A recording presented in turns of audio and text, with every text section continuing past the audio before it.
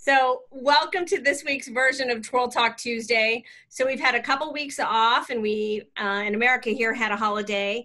And so tonight we wanted to come back with some fun things. And according to some of the people I've heard, I have the trifecta of people to have on this call tonight. So I'm excited to have everyone, and let me go ahead with introductions. And I got some of the best memories in the business with some fun stories that are always fun, because when we're at competitions, it's not necessarily about the competitions can be okay, but the fun are the hours after it. So Kathy Forsyth from Seattle, Washington, and just the most pleasant, wonderful personality with a huge history in USTA. And other Dale White, again, the best memory ever. He talk about institutional memory. This guy has got like all of it. And then one of my favorite friends, and has the best, sometimes scandalous, but amazing stories about twirling your past, and it's Brian Champagne. So thank you all for joining us tonight. We're going to spend the first half hour just having a chat all together and talking about some favorite things. And then we'll open it up to some of the people in the gallery. And there's people that will keep coming on as we go tonight. So let's start just right out of the gate. And I would love to talk about some of your favorite people and personalities that when you are in twirling today, Kathy, who's someone from the past that just shaped who you are and just one of your all-time favorite memories? Well, that person definitely has to be Bobby May, because she's the reason that I pursued coaching, pursued judging, pursued being on the board of directors. She taught me how to teach, and I think it's just incredible that the founders of USTA were able to do what they did and have created this legacy that has, continued on forever. And I just came across a picture of her today when I was looking at some twirling memorabilia, and she just was a great personality. She supplied the diamond for the Diamond Cup. She was one of the people who thought up the Festival of the Future. I mean, she was just a promoter and an all-around great person. How fun. And I vaguely remember the name, and I think in my generation knew some of the founders of the board, but I always think that I remember hearing about what a classy person she was. And the only woman who had to deal with those men. That was her claim to fame, really. That's cool. That's amazing to think about nowadays. So Dale, for you, who's one of your favorite personalities, biggest influencers in the sport for you?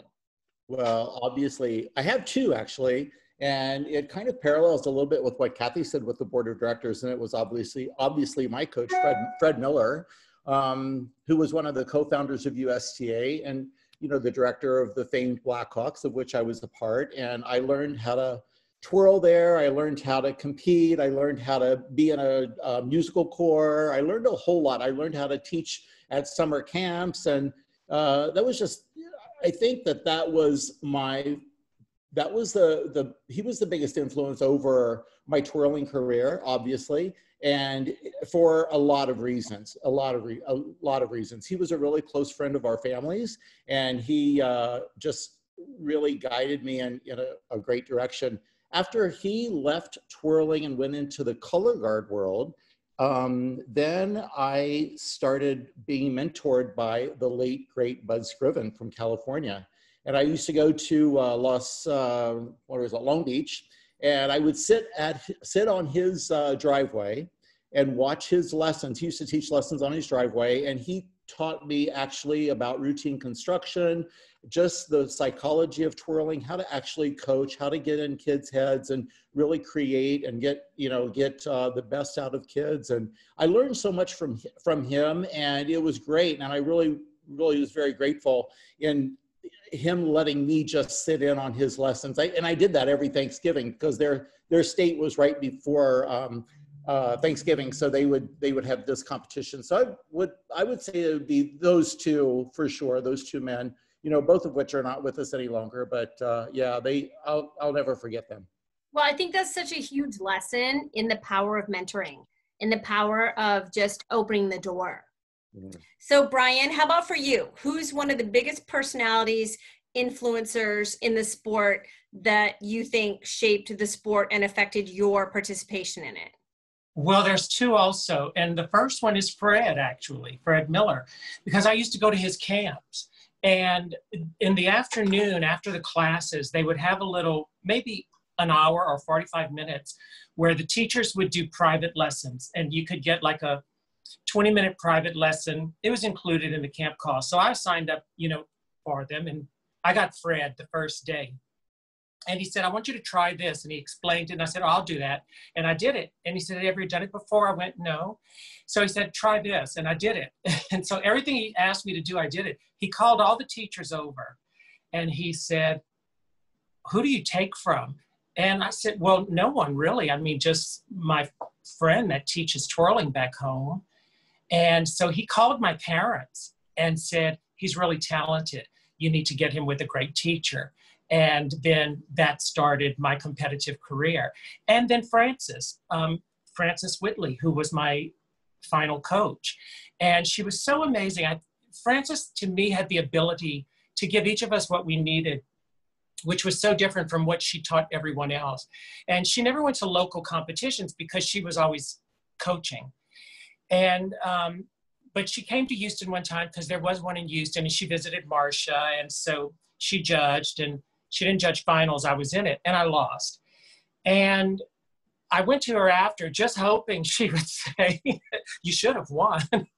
Yeah. But she said, evaluate the winner and you, and go through all the areas of comparison and tell me who won each area. So I went through both routines. She said, well, I agree with your evaluation, and I value the things that you were better at. A lot. I really value those. But here's the facts. Until you win every category of comparison, if that judge is looking for the one you're weak at, when she gives it to another person, it was fair. So if you want to win, you win every category. And I went home and I started practicing very differently from how I had been practicing. And I spent all the time on the things that were not as smooth, And 6 months later, I held the cup and walked arm in arm with Pam Harris in the finals to The Sun Will Come Out Tomorrow. Dale had organized the finals, and the grand champions were arm in arm, walked the length of the arena to the song Tomorrow, and I was right next to hooked arms with Pam. It was a great moment. Oh my gosh. So you have an amazing memory for those types of moments. And it's like all the lights go off and there's a spotlight, and it's like so meaningful. And if I could tag one thing on to what Kathy said, like oh my gosh, it must be about almost 25 years ago, I lost my mom, and I lost count of the number of people at the funeral who said, you'll never know what a difference your mother made in my life. She was my teacher. And I don't know if anyone ever told her. She taught elementary. And I vowed then to tell people when I appreciated something or admired something. Well, I knew a girl who had won the National Ballroom Championship because I was married to the national champion at one point. And I opened up the USTA book when Bobby May was being honored. And it was a letter from her saying, I'm sorry I couldn't be there. This meant everything to my mother, Bobby May. I didn't know Bobby. I knew her. I didn't know Bobby May was her mother. So I called her. She was in Chicago, and she had a studio, and she was in a meeting, and they told her who I was, and we knew each other. And she came out of the meeting. We spoke for like 30 minutes, and I got to tell her what a difference her mother's life, work made for me. Well, it was incredible. Those types of things are the things we hang on to in twirling.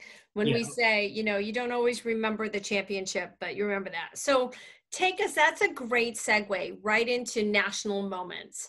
So Kathy, from years past, what's one of your all-time favorite national moments?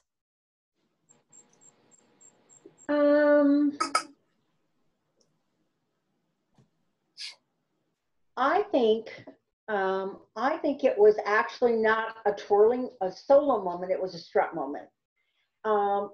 I absolutely was mesmerized by the change that Strutt kind of made at one point to become a little bit more balletic.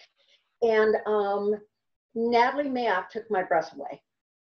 And I will not ever forget that performance because she impacted then. And I always felt like I was a strutter. I mean, that was my event. But it was like, wow, you know, now I want to emulate her styling in my athletes that can handle that. And so she really changed the way I started approaching the Strutt event. That's incredible because that was my 8-year-old finals appearance, and I was in the back of the Houston Astrodome. That's when finals were in a spotlight in the dark, and she taught me my first illusion because she was the one who did it. Now all of us getting new hips, we get. You know what? Dale, correct me if I'm wrong, but I believe she was the first person who in competition did a high toss illusion. So yes. You know, she started it all, people. Yeah, no, she definitely was like, for me, that 8-year-old in the spotlight moment of that I had to go out in finals following her. So yeah, we'll have a discussion a little bit later about Strutt because I think all of 3 of us have a fondness for that event, and we've got some changes coming up that I'd love to talk about. So Dale, for you, a national moment that was like, will forever be framed in your mind? Yeah, it's when Kathy said Natalie Mayock, that brought back the memory of, I remember seeing her do this toss illusion. Now back then, you got to remember, everybody did like this camel spin, you know, like they do in figure skating. There's a camel spin, your back is flat. Everybody did that. Well, when she did the toss illusion, everybody kind of thought that she slipped, and then she just kept going over. So we kind of thought at the beginning it was a mistake, but then we realized that by the end of the week, no, that's a mistake. That's not a mistake. That's what she's doing. But she was gorgeous. She had really soft knees. She was low into the ground. She was the first person that she looked like she was literally floating on a cloud. You couldn't keep your eyes away from her. But yeah, so that was a great memory for me as well. She really was iconic, that changed the sport. But for me, the one that I will never forget is the great Kathy Fujimi. I mean, it was, her performance there was no fluff, you know, no muss. I'm telling you, you're talking rolls, aerials, and contact material. Wow. I mean, a flat 6-spin split jump pull out, that's unheard of. That's unheard of. I mean, she did the rolls that was obviously named after her, but you know, you watch her twirl, and she was very mechanical. She was a machine, but she was incredible, and probably the fastest twirler probably the top 5 fastest twirlers that I've ever seen. In fact, it was right after that it wasn't too long after that I hired her to come to my camp. I had a camp in Ohio, and I wanted her there because I didn't want her to really teach. All I wanted her to do was just stand there and do her routine over and over, which was fine with her. And I wanted all my students just to practice around her and see her twirl up close and personal, which she did. And she didn't really teach anything. She just practiced the whole time, and it was great. But I'll never forget. I still remember parts of her routine, and I just remember just the quality and just the absolute how mesmerizing she was throughout. And it's really funny because, you know, we say the word Fujimi roll all the time, right? Worldwide now. And it's actually, the WBTF has now deemed that is the official word. Instead of a cutback, we're now calling it the Fujimi roll. And because of her, so many kids don't even know who she was or have ever seen her.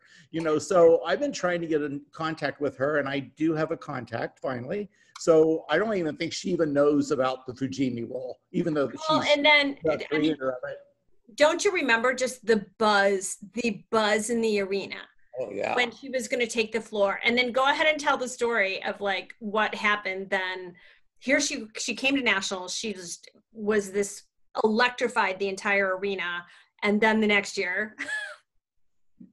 Well, when she was sweating and couldn't do her routine, so she didn't do it. So she couldn't do her perfect routine, so she just didn't do it. And she was like, it's no show. And everybody decided that they were going to come to nationals to watch this iconic twirler.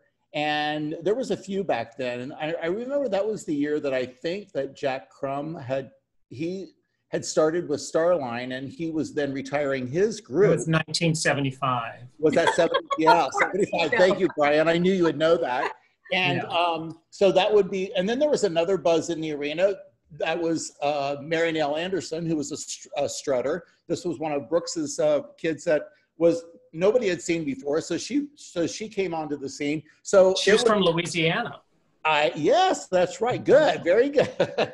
And so I knew her. Is very, very, there was just all those kinds of things that it was kind of like human interest stories that we all had back then. And I'm sure they still have them today, but we're all in, different positions and whatnot. But yeah, so that was really interesting. And then, but Fujimi, she had the Fujimi catch, and she had the Fujimi rolls, and she had all of the flat contact work that we now even see today. She had it back then. Nobody knew what it even was. And it was so fast, you couldn't figure it out anyway.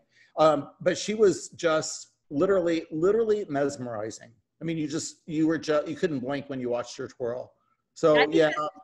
Such a great piece of history to know and to carry on. So Brian, what's your iconic moment for who shaped a national memory for you? Well, of course, when they gave me the cup, that one, you never forget that. Because I would still be competing if I didn't have it. Uh-huh. But it was my first nationals, 1975, Columbus, Ohio. And I remember the end of the week, we're going into finals. And the day of finals, you kind of had off. And then you went back that night, and everyone dressed up. And the judges wore evening gowns and tuxedos. And it was gorgeous. And back then they had musical corps. And so Miller Blackhawks was playing the music while we were entering to sit down and stuff. And they were playing Send in the Clowns, the most beautiful arrangement you've ever heard. And it was a night where so many icons were never going to be seen twirling again, because there was Kathy Fujimi that week. And I remember watching her and I'm going, I don't even believe this. I'm just like, what is she doing? It was insane. And Ricky Farrell was giving up the strut, not a bone in her back.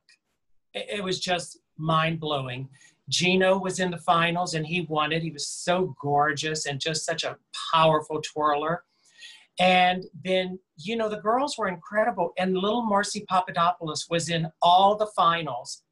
And she just walked out and did a no drop and did a no drop. And she just did no drop after no drop after no drop. And it was so magical. And then, of course, Jack was retiring. So they read the poem that one of his students had written. And there wasn't a dry eye in the room. And Colleen had won Miss Twirl. She was from Indiana.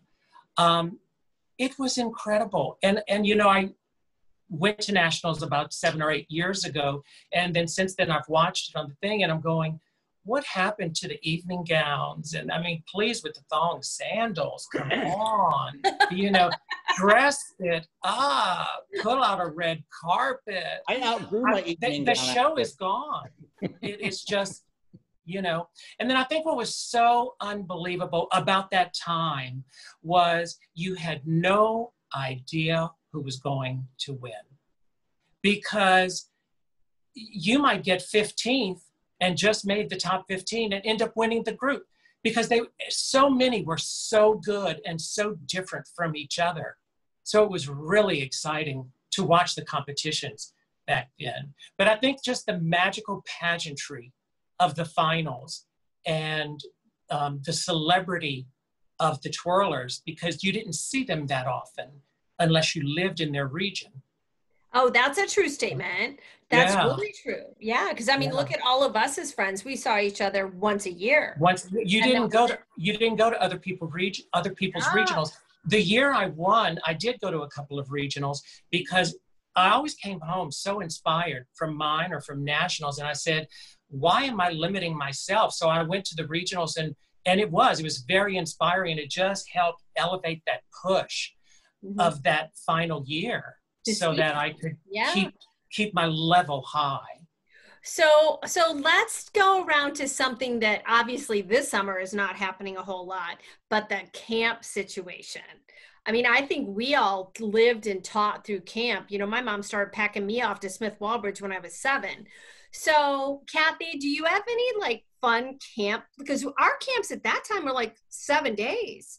You were gone. You were packed up and gone, and with amazing coaches. So Kathy, do you have any camp memories that are tellable that you could talk about? Well, I remember teaching a camp for TTI, Tennessee Twirling Institute, and it was actually in a cave. It was in Ruskin Cave in Tennessee, yeah. And it was so hot outside that we went inside this cave to have our classes, and the stalactites or whatever, the water was dripping on us, but it was the best place to twirl because it was so dang hot. So that was just a camp experience that was unequaled. That's, well, memorable. And obviously I didn't have to throw the baton high enough for triple illusions at that point. So Dale, do you have any camp stories? Well, early camp, when I was sort of an apprentice teacher, as we kind of called him back then, I went to Brooks Goings Camp, which was up in the Chicago area. And I just remember thinking that I had to teach a beginner class. And so these kids came to the class and he said they were beginner. Okay, so they're doing these incredible things. And I turned around and I said, what are they going to teach me? I mean, these kids were really great. I mean, I'd never seen twirling at that level. I mean, these are kids like Nancy Houston and Robin Rogers, and there was, I mean, the list, I mean, these were the names of twirling back then, right?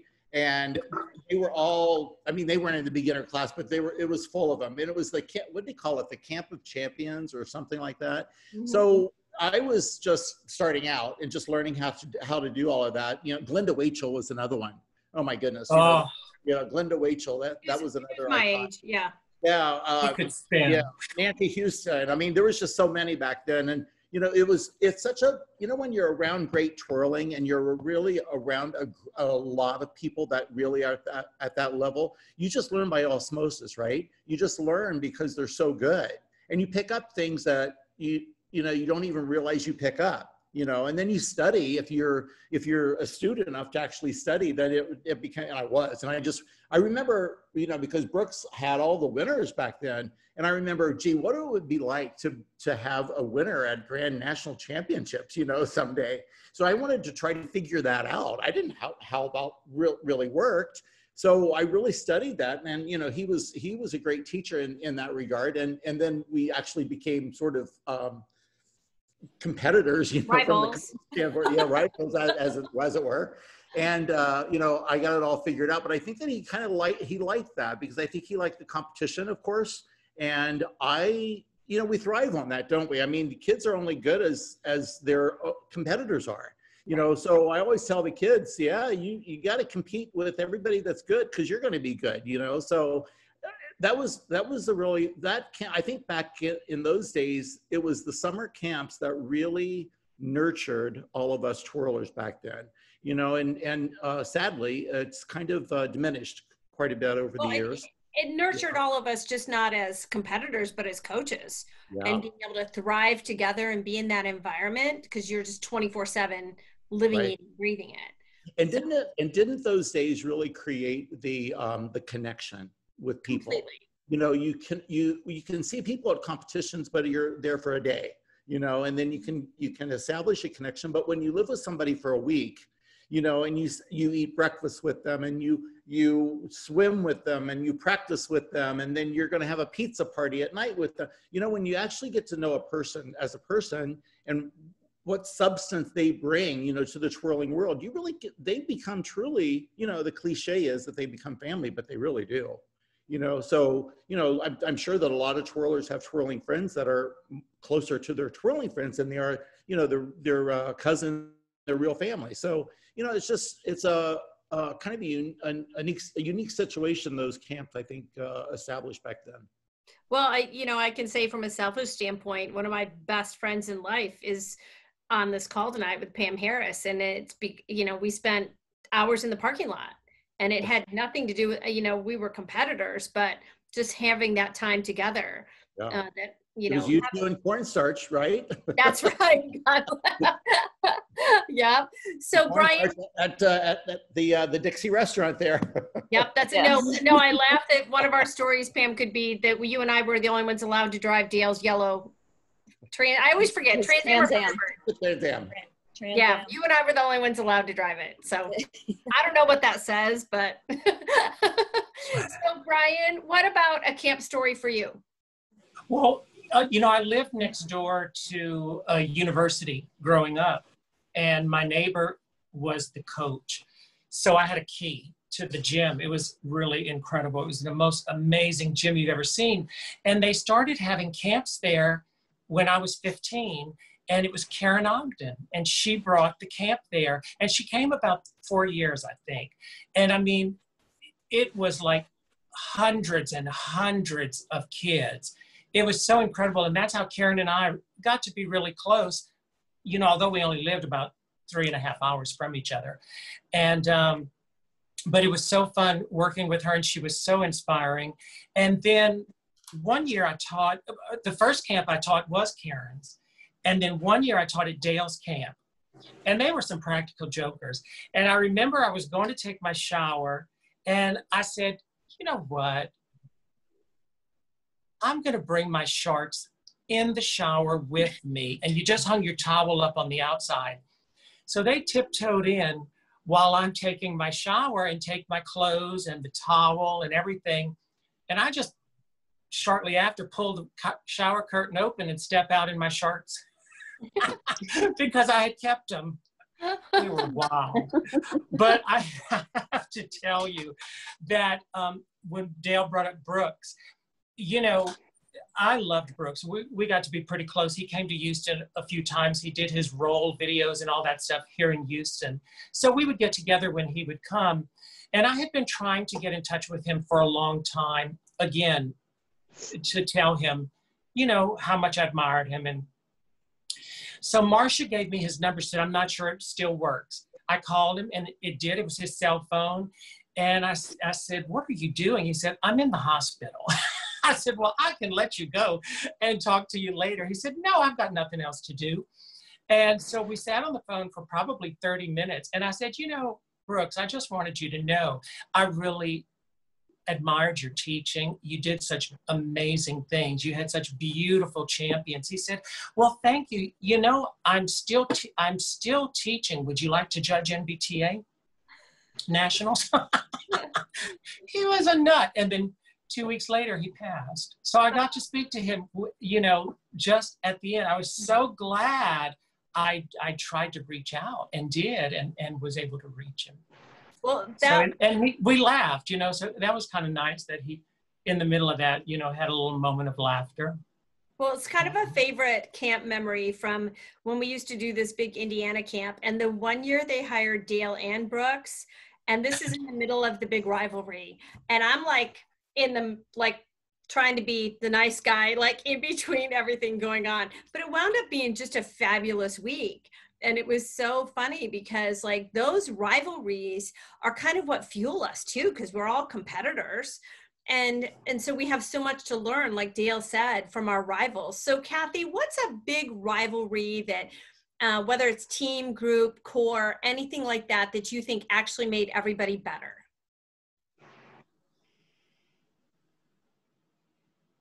Well, the rivalry between the Blackhawks and the Thunderers was just, that was the reason you went to nationals, was to watch the musical chorus. Maybe you might twirl, but the big reason you went was core day, and you just always wondered what they would come out with to top each other. And there were so many good individual twirlers that in that day were a part of chorus.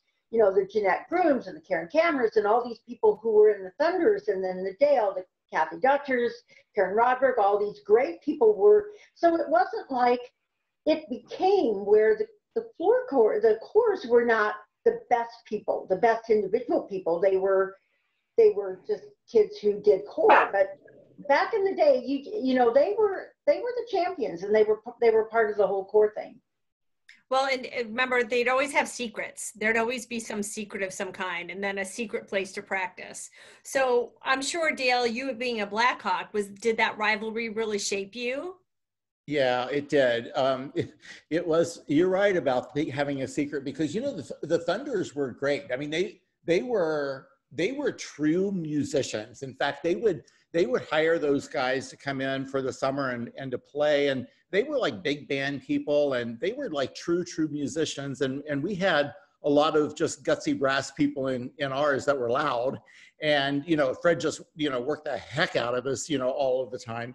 But every year was like, we knew that the competition was always super close, and it's always a tenth of a point or whatever. And because of the history, it was, you know, someday it's going to happen. Someday we know it's going to happen. It's going to happen. So, you know, lo and behold, you know, it happened that they won. And, you know, I remember that Fred said, well, you know, the thing of it is, you've got to be as good of a loser as you were a winner. So he actually knew prior to the announcement that we had lost, and he came over to Karen Rodberg and I, and he said, I was the drum major at that point, and Karen was the corps captain. And he said, okay, this is how we're going to present the flag, you know, the winning flag. This is how you're going to do it. It's going to be very ceremonial. So we had to practice that. So we're both crying, you know, nobody knew why we couldn't tell anybody why we were crying. We just, because, you know, we knew at that point, but we weren't allowed to say anything. So it was just, though, Kathy's right, because those were the days where everything led to the corps, because the stands were packed. It was literally packed, and it was so exciting because there was tons and tons of corps in all of the categories. So it was so exciting, and everybody came, and it was just like a you know, like a sports match, you know, in Europe. It was so loud. I can tell you that some of the things that we used to do, there was always a surprise among the corps. So one of the surprises was one year we were the girls that were in the line, they had a flute that was in their uniform. So in the middle of the show, they pulled out this flute and they played the song on their flute. Well, Fred was a band director, so he knew how to do all this.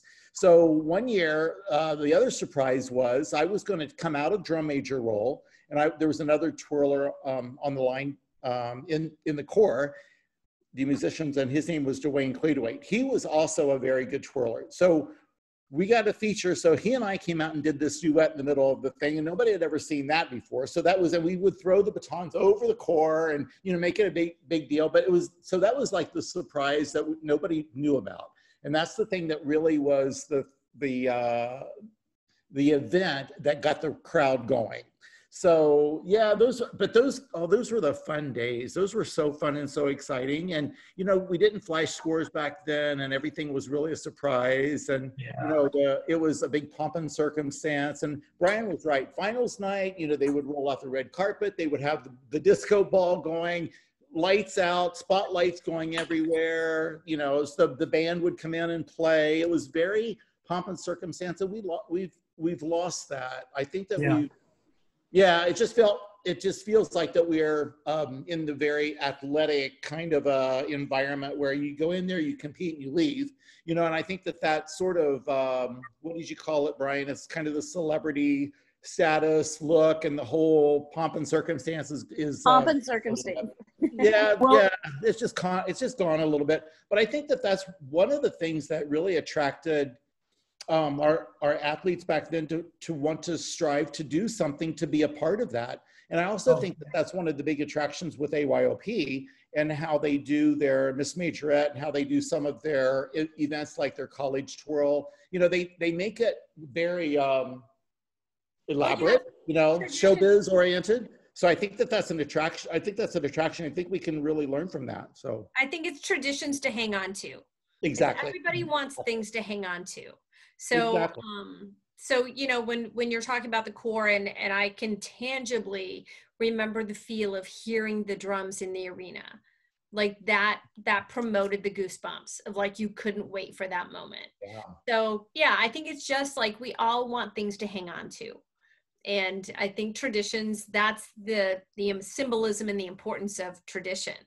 Yeah. So for Brian, so of course, nowadays you were part of a Fifth of Southern Comfort, which could never be called that. Right. And, you know, Marcia and I came up with the name because I said I wanted the name to be something indicative of where we were from, you know, the South. And then there were 5 of us. And so we were all together coming up with it. And that's how we came up with the name of Fifth of Southern Comfort. And of course, for dance team, and that was the thing for me, you know, competitive wise, I'm a very competitive person, but only with myself. I don't worry about other people. I don't care what they're doing, you know. And so I love competition, but it's always a bar I'm raising for me. It's not, I never try to beat someone else because I just go, I'm going to be perfect, and then that'll all happen in the wash. So, but when we did the Fifth of Southern Comfort, we did dance twirl like that had not really been done like that before. And so it was really amazing. We did Santa Esmeralda, Don't Let Me Be Misunderstood. And so it was Spanish, and the girls had on these fabulous flowers painted on their legs. And Frances, Marcia, and Marlene's mother was a fine artist, and she would paint those in acrylics every competition. So she hand painted those on their legs. It was so beautiful. And I'll tell you a funny thing though about it. When we would practice, there was this one point where we all went down on our knee and extended our knee and did a back bend on one knee with the front leg extended. I was next to Marcia, seriously. I said, and Frances was up in the balcony of her gym. And I said, Frances, one of us has to be moved. I'm next to Marcia. Marcia doesn't have a bone in her back. I look like I have a steel rod next to her. I got to go on the other side. She said, I'm not moving anyone, so you better just start bending. I went, oh my God, it's unfair. But yeah, it's not fun when you have to do body work next to Marcia, and she's the most limber person there is, and you're like in a cast. Oh my gosh. Well, I am going to, we could continue this forever, but I want to go ahead and open it to the gallery. And I have more questions if anybody in the gallery just is enjoying listening. But I want to continue the discussion and look at maybe some of the things right now, that routines that you think will go down in history. So let's start first with Strutt, because I wanted to bring it up that we're changing Strutt and we've got new music, hopefully after a meeting this weekend. So tell me like your thoughts on, we've talked about Natalie Mayak. Who do you think really shaped, because it's not in WBTF or IBTF or MBTA, what was iconic about Strutt to you, Kathy? Well, Strutt changed a lot through the day. I remember my first national, Strutt was in a square out on the football field. You were out in the grass, and everyone wore a shako, you know, because when you did your back bend, you wanted your plume to touch the ground. And, but you had to do it in a square, and, you know, and then it, of course, evolved, and it depended, you know, there was a time when all of the champion strutters took from Marlene Miller. And then came the Arlene Brown Weil era, and there, you know, and they were little ballerinas, and then there was the Cheryl Pensinger.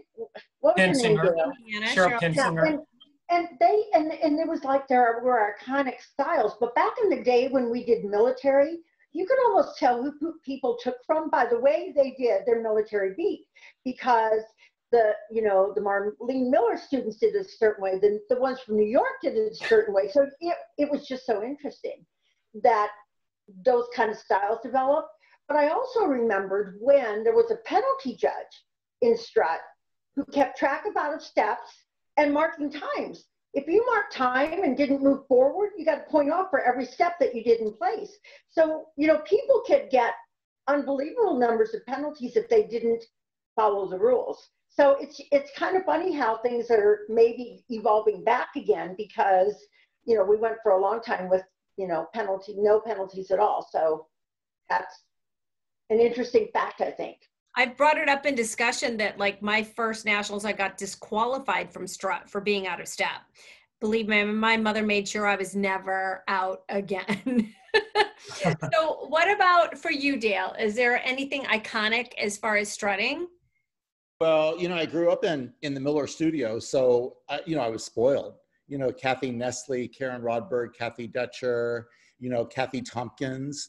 All of these people were the ones who really shaped and defined what strut was back then. And it was kind of it wasn't military necessarily, but it still had this kind of crispness to it. And then when we saw Natalie, that kind of changed the face of it. And then the onslaught of the West Coast happened with their style. And then, of course, the iconic Cecilia Cruz. I mean, you know, what can you say, right? I mean, there was Cecilia Cruz and Becky Bianco and Karen McCormick and Denisa Sola, and all of those people back then brought so much style that I loved it. I loved it. And I really thought I wanted to figure out how I could get my students to look like that. So I remember a lot of times with Pam, you know, we would just study just style, you know, and with Pam, it was, and Pam can attest to this, I would make her watch Dorothy Hamill, and I would make her watch the skaters and how they did port de bras and how they did their arms. And we would do that by the hours just to try to get style in there. And same thing with you, Kyle. I mean, it's just all of the things that you borrow from everybody else. I was so jealous of the West Coast style, you know, that it's that, and they weren't really what you would call technically great necessarily in these days, I wouldn't think. You know, but I'm telling you, when they strutted in front of you, you could not take your eyes off of them. You know, what Cecilia was. I mean, Cecilia was fantastic. Yeah. But, you know, it was, I think that was really something for me, you know, as a coach, I wanted to capture that because I've been really connected to the emotional and the expressive part of twirling for so long. So I love to be able to borrow those elements of the other sports, you know, gymnastics a little bit, but mostly it was, back then it was skating. A lot of the skating styles were very, you know, I remember taking Pam, before the World Championship, I remember taking Pam to Atlanta, and we watched Linda Fradiani win the national championship there, and then she went on to the Olympics. And, you know, it's just, you know, what you do is you just absorb all of those performance qualities, whether it be twirling, gymnastics, skating, you know, singing, dancing, whatever, and you embed that into your twirling.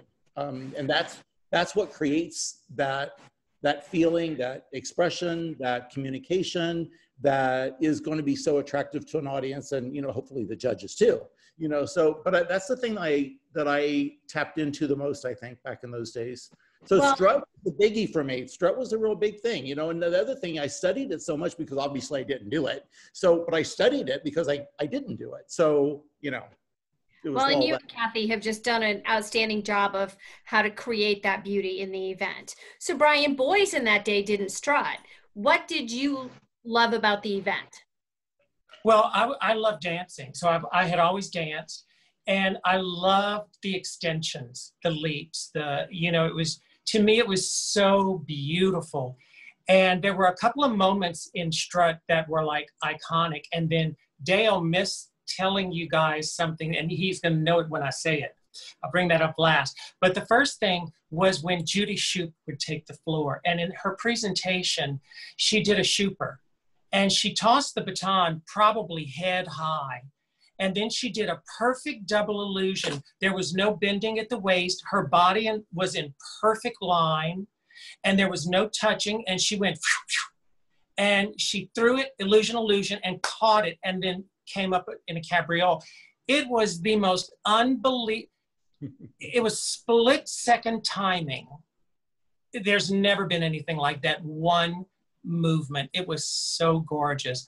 And I don't know, Dale, if you remember who Marlene's last strut champion that she coached was. The very And last one. It was 1975, and she was the senior finalist. Abby Ganson. Abby Yes. Ganson. One of And our her friends, yeah. She Wow. was gorgeous. That's crazy.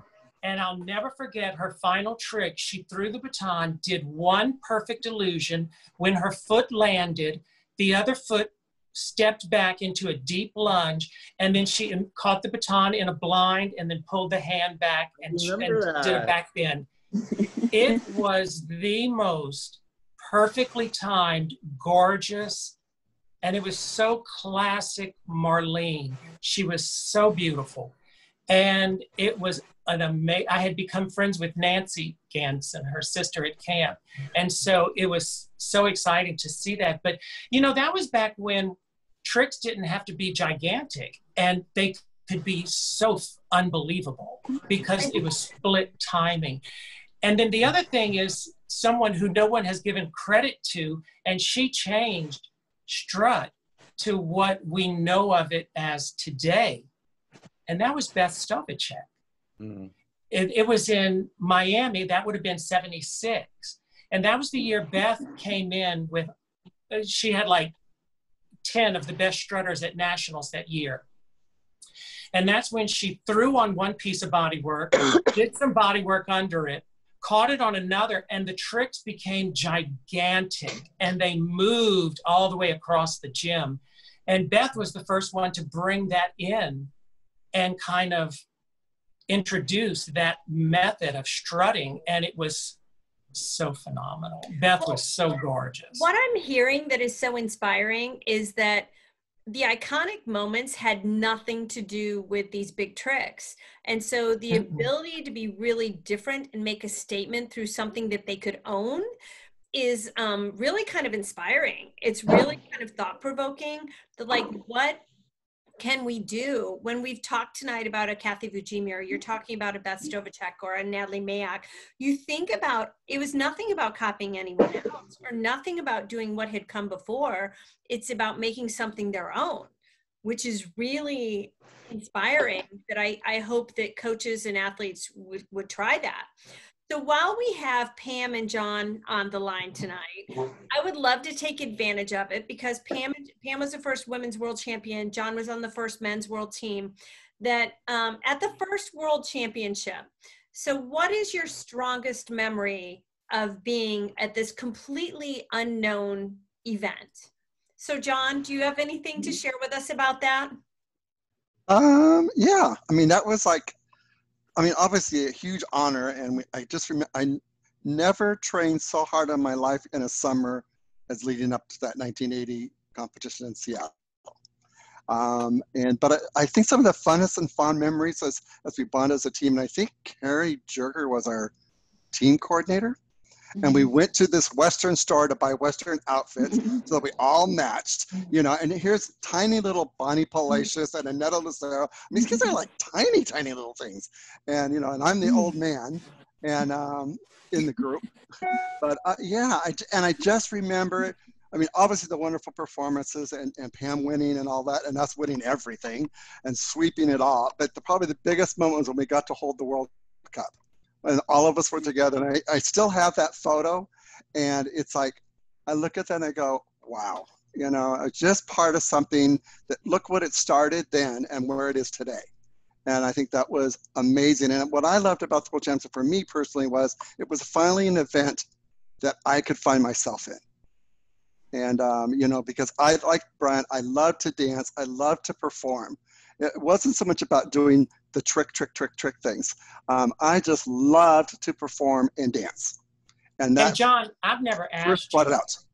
I've never asked you this. I don't know how you did it. You know, most people, if they did a side aerial or something, they just went boom. But you didn't just do a side aerial, you lifted. You floated up. I don't know how you know how that happened? When I was 12 years old, thinking about baton camps and all that kind of stuff. And I did a lot of camps with Robert Olmsted back in those days. Yeah. But you probably don't, some people remember Barbara Groger. Barbara Groger used to come to all of Chet's summer camps with our little, and that was the time we first ever started videoing performers. Well, one summer I had to go to Barbara's house like the entire summer to practice. And that was like hell. And, but all of her kids were in gymnastics, and her gymnastics coach worked with me and worked with me and worked with me. All it was about lift and getting lift up in the air, and all the little secrets about you don't have to put how much power, how to do it, and the technique. So, yeah. You looked like you weighed 2 pounds. Back then I did. Yeah. But you floated. I mean, you flew up. It was, I just don't know how I just loved when I saw you do that every time.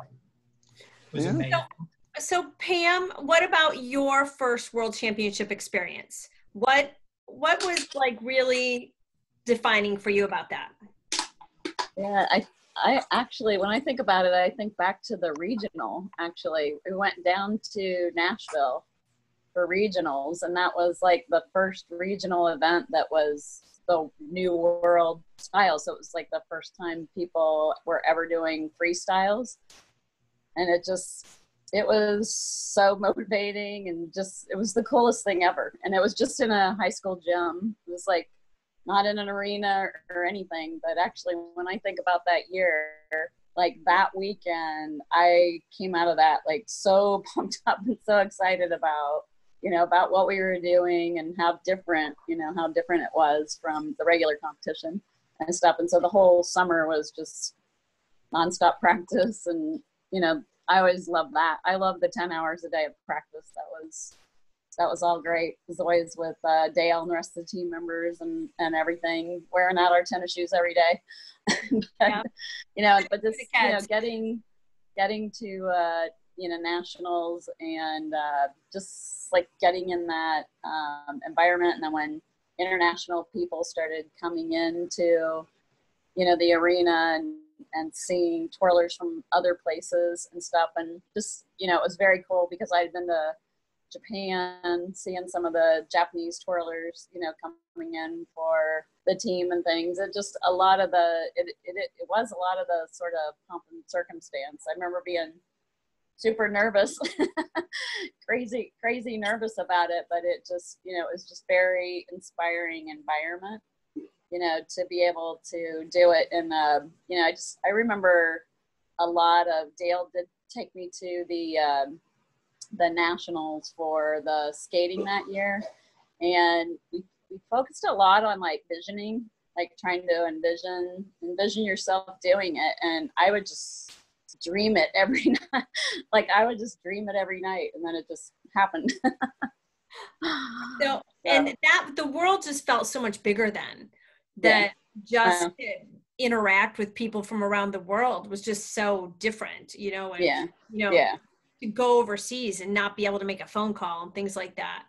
So Kathy, as a coach for your first World Championship, what was defining for you, and how did you approach it as a first time world team coach?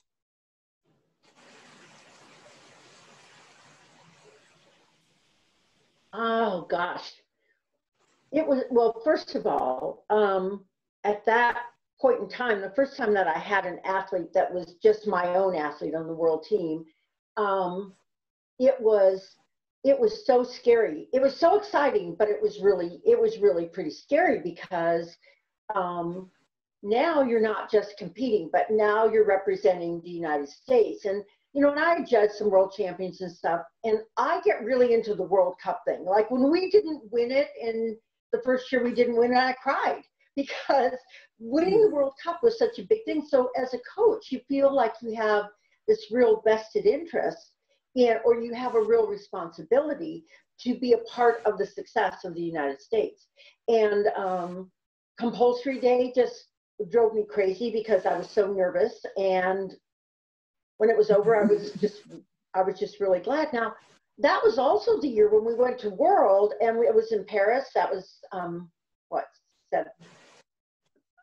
awful. Maybe I can't remember.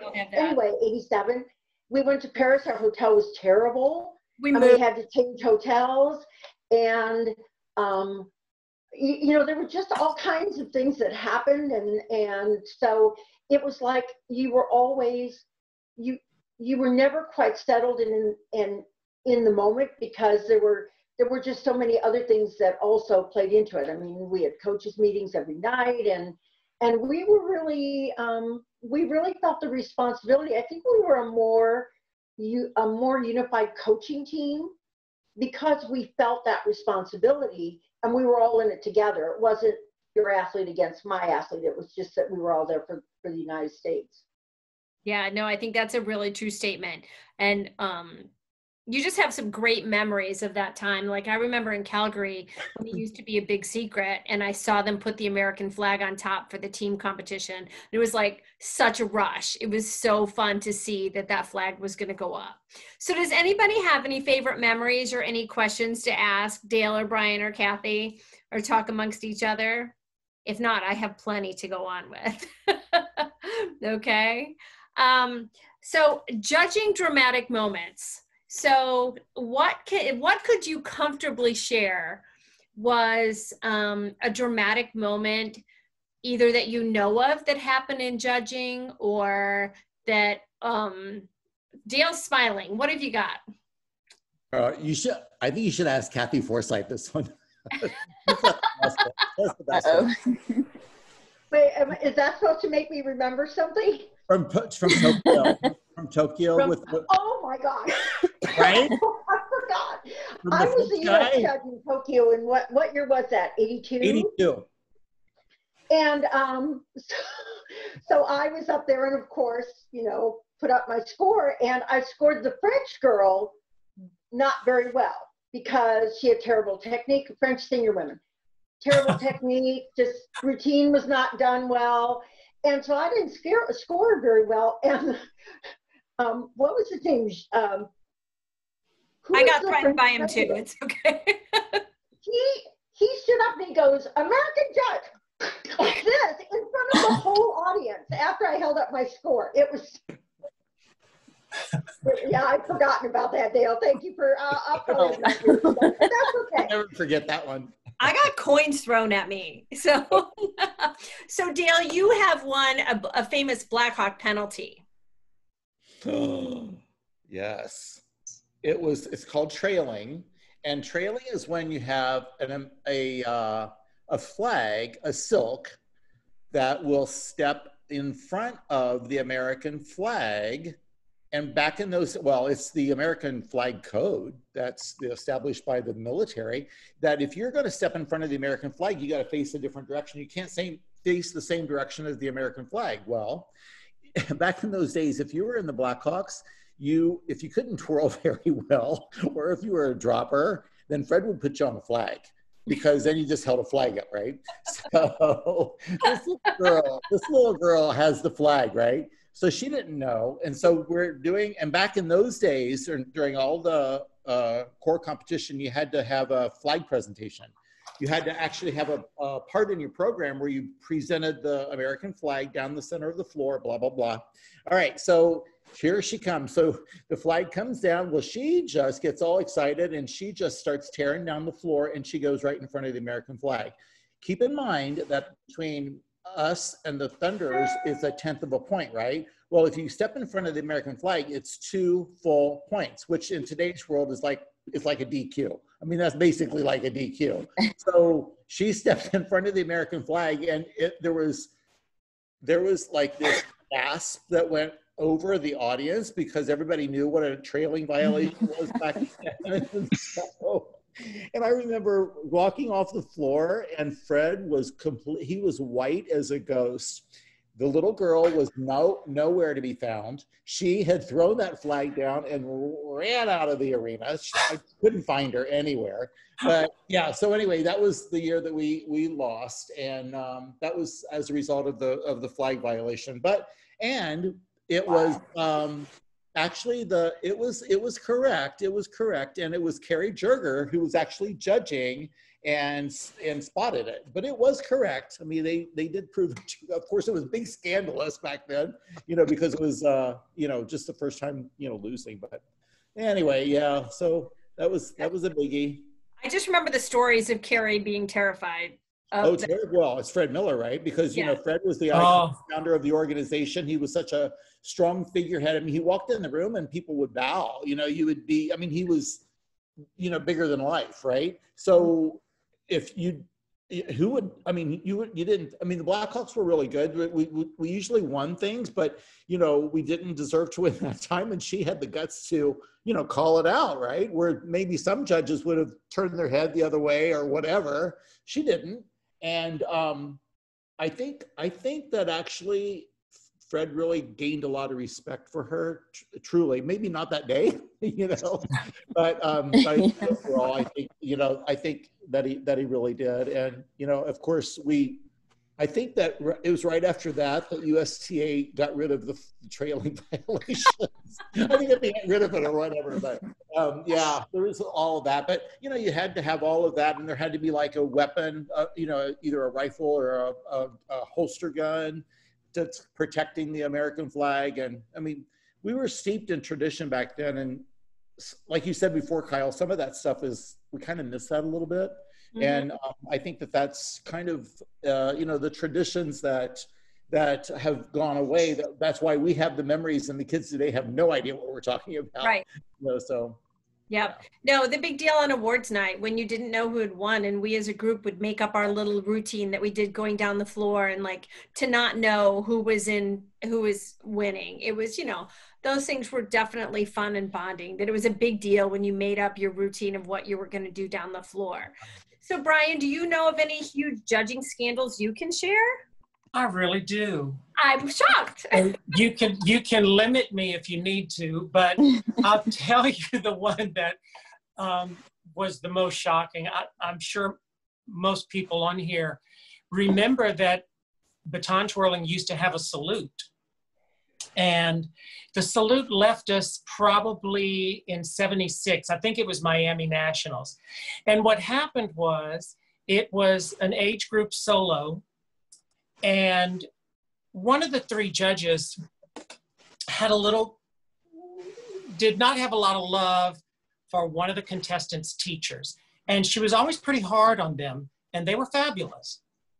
So she gets up to twirl, and the rule book said you're judged from salute to salute. So she gets up, she does a salute. Her first trick is a 6 spin, catch backhand, under a reverse illusion to the left. So it's a pretty rough trick. And she dropped it occasionally, but she couldn't do her routine except from catching it. So, and she couldn't do the trick except from a salute. So she picks up the baton, salutes, and does a no drop routine. And when the first trick is a 6 backhand inside the leg catch, it's a strong routine. So the scores go up, and she gets a 0. And so they said, what's that about? Because everyone else had given her first place. And she said, well, the rule says you're judged from salute to salute. She did one trick and dropped it. At that point, I quit judging and gave her what she earned. So that year, I don't think we saw that judge any longer after that, right? No, I've seen her since then, but most people haven't. But that year, the goal was to get the rule book to say you're judged from the beginning of the song to the end of the song, and salutes are optional. That was true. And Dale, I have to ask you if you remember, well, no, you do, Bonnie Sue Welsh. She would teach Fred's camps sometimes. And of course, she was the first person to win the Grand twice. She won Grand Solo Girls. Well, first she won it, what was she, 9 years old when she first won it? I don't know. She was 10 years old when she won the Diamond Cup first. And then probably 12 for the second time. No, she was 15. Oh, well, she was amazing. So she taught Fred's camp. And of course, I was like, I'd seen her in Twirl, and I was like, oh my God, I can't believe it's her. And so I had her class, and then she was showing us a trick she had done in her solo. And it was a flat toss to the side, a 1.5 spin to the right, and a blind catch flat in a lunge. And of course, it was split-second timing, and she could still do it. She did it. Of course, we all passed out. I said, oh, Miss Bonnie, could you please do it again? And she said, okay. And I got her to do it 3 or 4 times. Well, then I became friends with her on Facebook, and I wrote to her and I said, I don't know if you remember this. She said, I do remember, Brian. And I remember you were so sweet. And I do remember doing that for you. But it was, what an amazing moment that I got to see her actually do it. She did it for me because I asked her to extra. And then I got to talk to her on Facebook. It was like so magical because she was so iconic, you know. Well, I have to ask you, because we'll have to start wrapping this up. So if you have anything that our twirlers of today could hang on to or could build a memory with, Kathy, what would you love your students of today to walk away with? What is something that you wish we could resurrect, or you wish that could inspire the types of memories and love that we've all shared here tonight?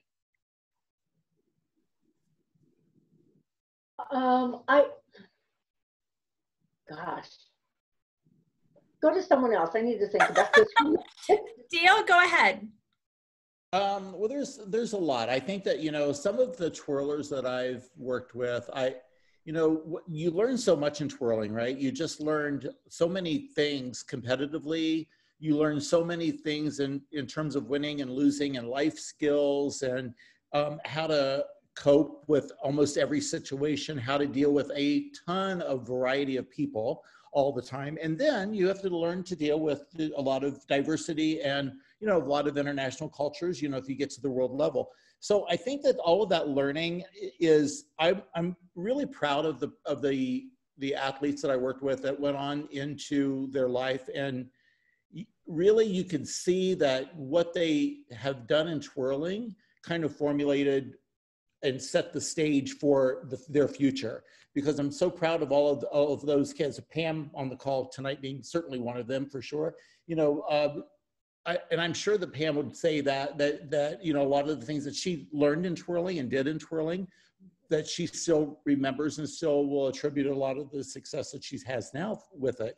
And the other thing I think too, on the second part is that, you know, I wish that a lot of the twirlers would establish like that emotion and that sense of connection in order to want to pass it on to younger kids and to want to continue on with that, either in terms of judging or just participating or coaching or whatever, you know, just so that these memories can just be everlasting.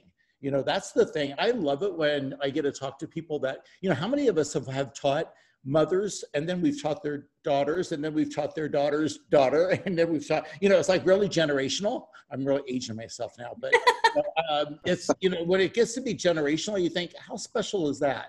You know, it's just a really cool thing, you know, just to be able to do that, because I don't know that any other sport really does that so much.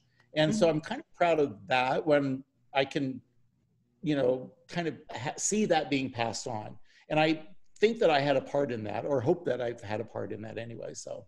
Well, I think we all come back. We all come back for that one moment, that we can have 5 bad moments and then you have one good one, and that's the one that brings you back.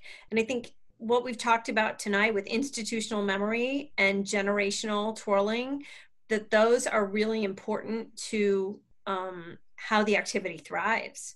So Brian, if you have any wish for the twirlers, you reflecting on memories of the past and what to take forward, what would be your wish of what should be happening now? Well, I'm going to back up a second before that, and I want to mention 2 people. And the first one is Pam Harris, because as we've talked about Pam tonight, no one has said how fast and how smooth she twirled. She was as smooth as glass. It was unbelievable. And if you watched her baton, that revolution never stopped. She was the most fluid twirler. It was unbelievable. And she did the skater spins.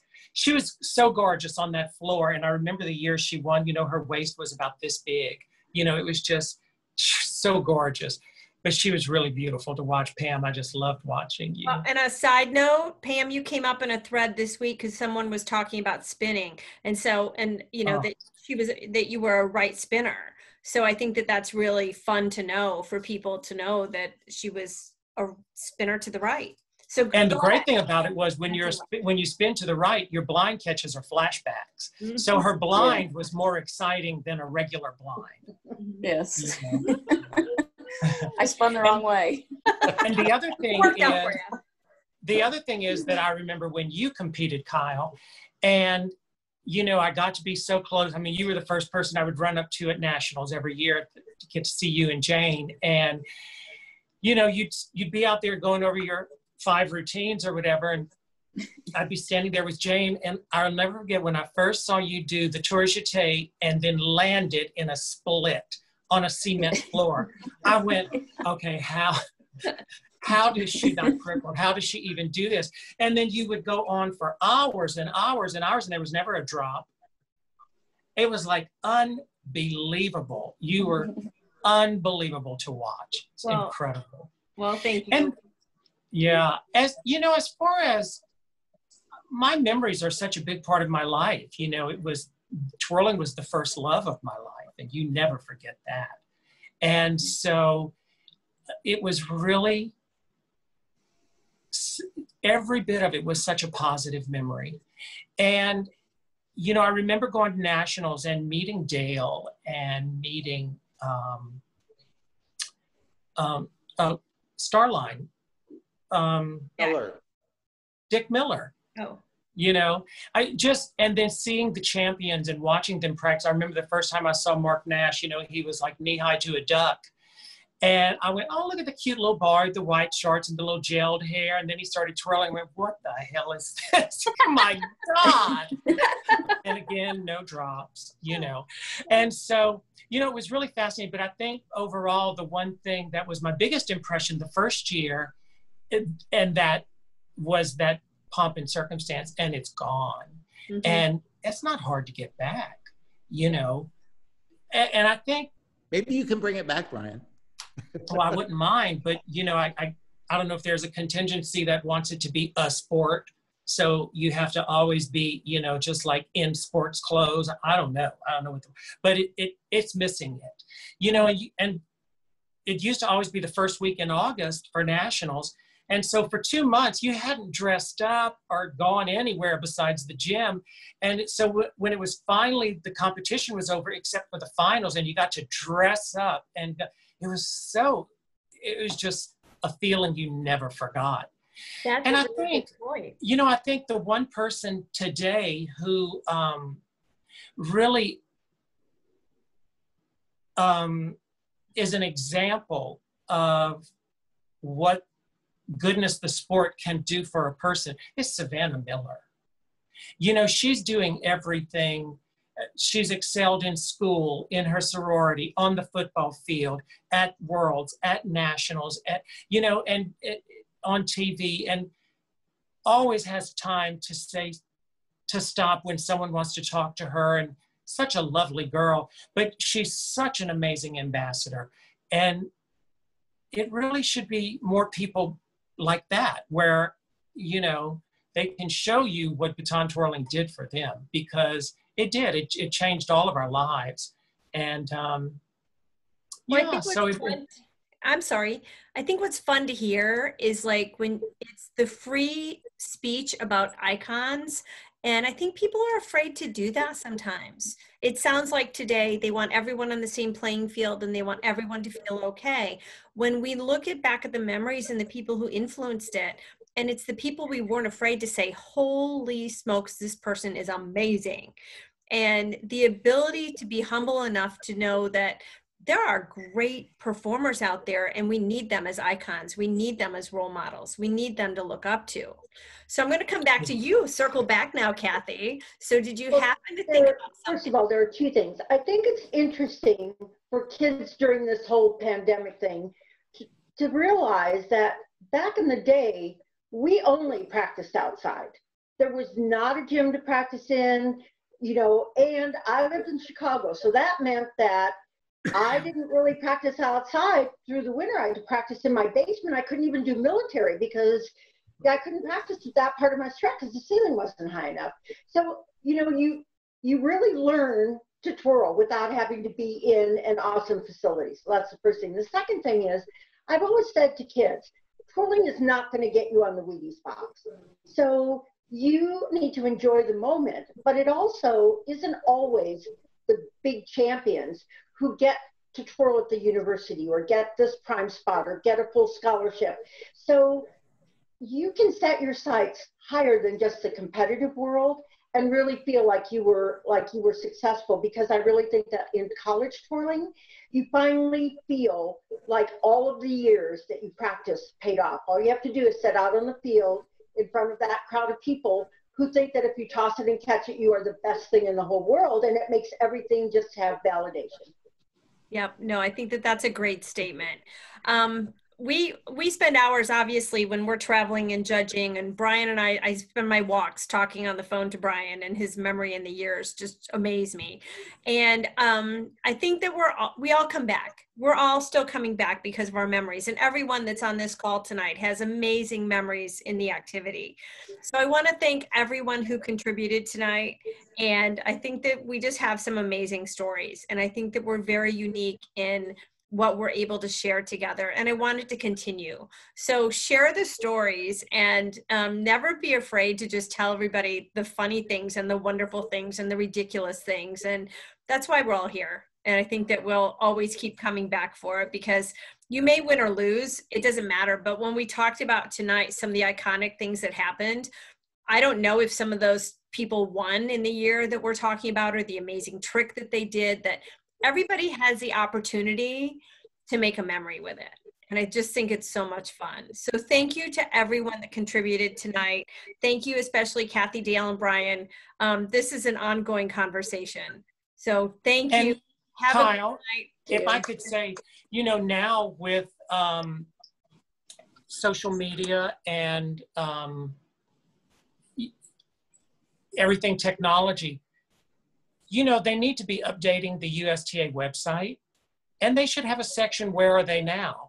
And all the past champions, you know, where they can come in and write down, you know, where life has led them. And, you know, a lot of them would be given credit to twirling and stuff like that, but it would bring more activity into the website, and it would make it more current, instead of it just being a relic that sits there. That's right. No, we will pass it on, and we will try to do our part here during this little Corona Tuesday night activity. So we'll keep it going. Thank you, everyone. Have a wonderful night. Stay safe. Good night. Bye. Thanks for doing this. Bye, It was fun. everybody. Yeah. Bye. Bye.